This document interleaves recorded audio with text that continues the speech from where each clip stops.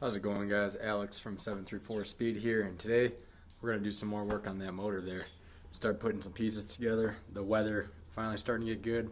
It's up in like the lower 50s right now in Michigan, so yeah, let's get going on throwing some parts on this motor.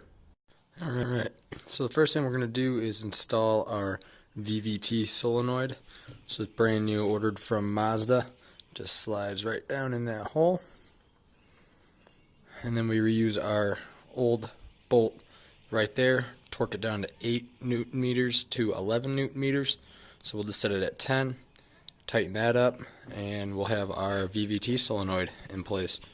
Alright, now that we got the VVT solenoid installed, all I'm doing is just temporarily setting this valve cover on top just to prevent any dirt, debris, or shit to fall in on the cams or the valve train.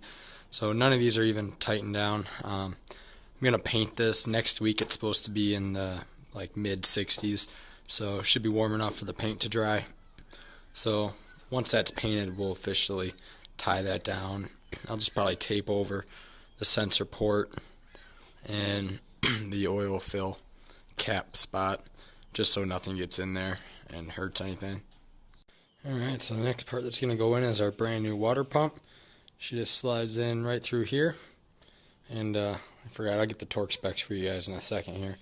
But I'm going to go ahead and get this mounted. It's kind of hard to film with one hand, just using my phone as a camera. But yeah, we'll get the torque specs on this, get the water pump installed. Alright, so the torque on the water pump was 11 Newton meters for all three of the bolts. Now, I do have a new pulley coming for the water pump because the old one was pretty trashed. Actually, probably going to go new pulleys all throughout. It's only a few $100, might as well. So I'm not going to be installing that pulley just yet, but I'll thread the bolts in so I don't lose them. Now that we got that in, I think it's safe to move on to the thermostat and water neck housing. Alright, so the thermostat is on. 3 bolts hold this in place. There's a little rubber, almost like an O-ring type gasket behind it. Go ahead and torque those 3 bolts down to 10 Newton meters. And I don't know, we'll see what we move on to next. Alright, so the next thing we're going to do is install the Damond PCV plate. The 10mm bolts get torqued down to 8 foot-pounds. So the Damond PCV plate is on and torqued down. Next thing we're going to do is install the valve cover. Finally got a chance to paint it. She's sitting over here. Just put the gaskets on. We're going to be installing the Race the Ticks valve cover hardware.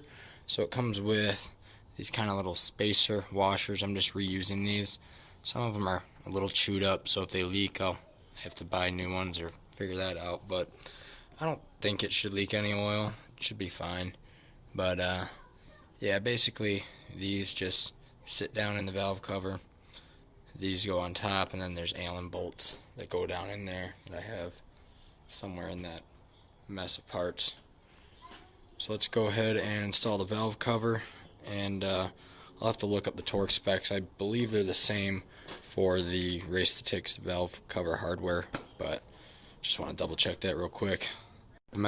You're also going to want to put a dab of RTV or any like gasket maker here and here on the cam lobe for the high pressure fuel pump, and also where the timing cover meets the heads on both the front and the back side of the motor.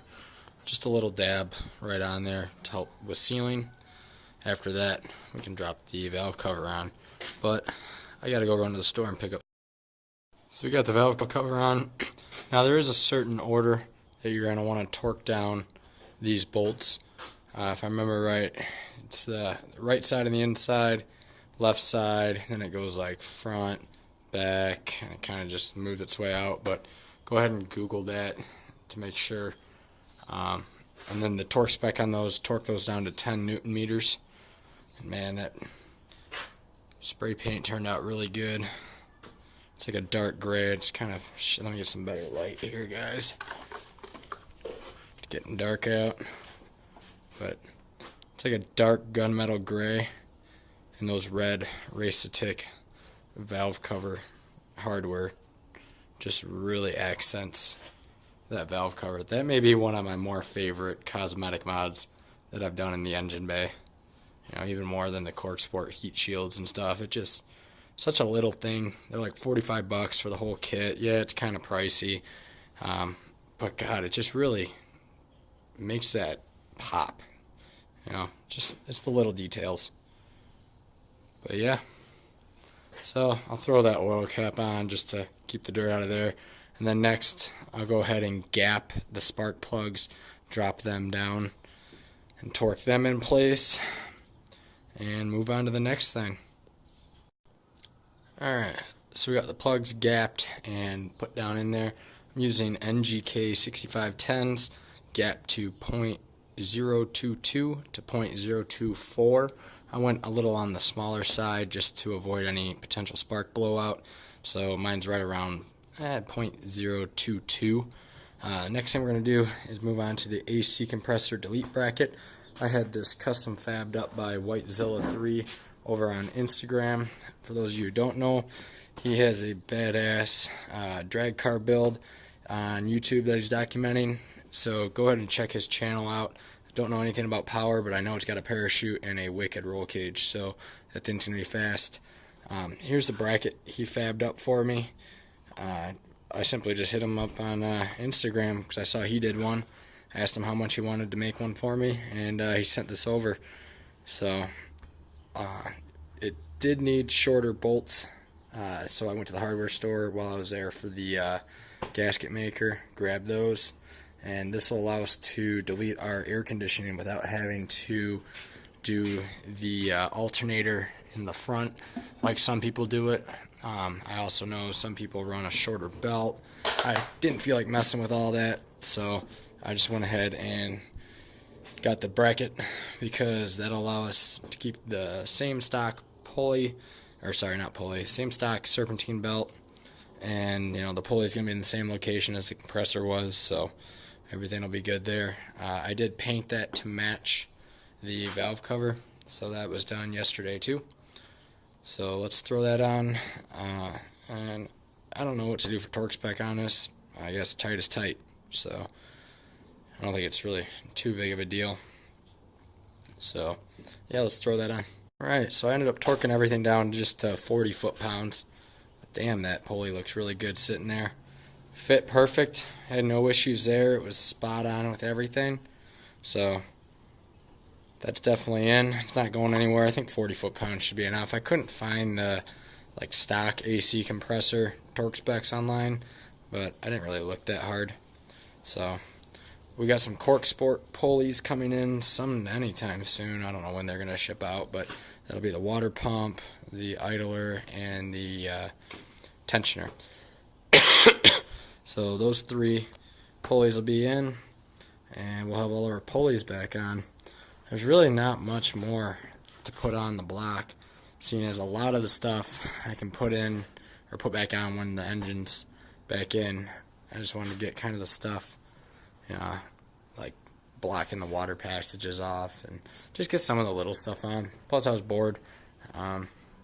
Note to self also, Gen 2 oil cap is not compatible with the Gen 1 sitting up there.